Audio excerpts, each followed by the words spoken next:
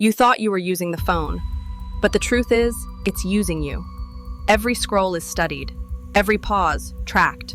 There are teams of engineers, not building technology to free you, but to capture you. Your attention is the product. And your time, it's the price you pay.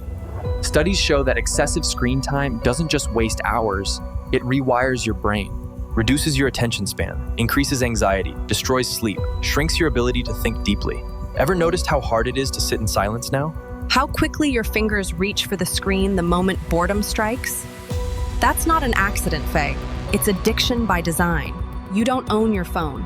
It owns your habits, your thoughts, your emotions. It interrupts you, fragments your focus, and makes your head cluttered. What started as a tool has quietly become your master.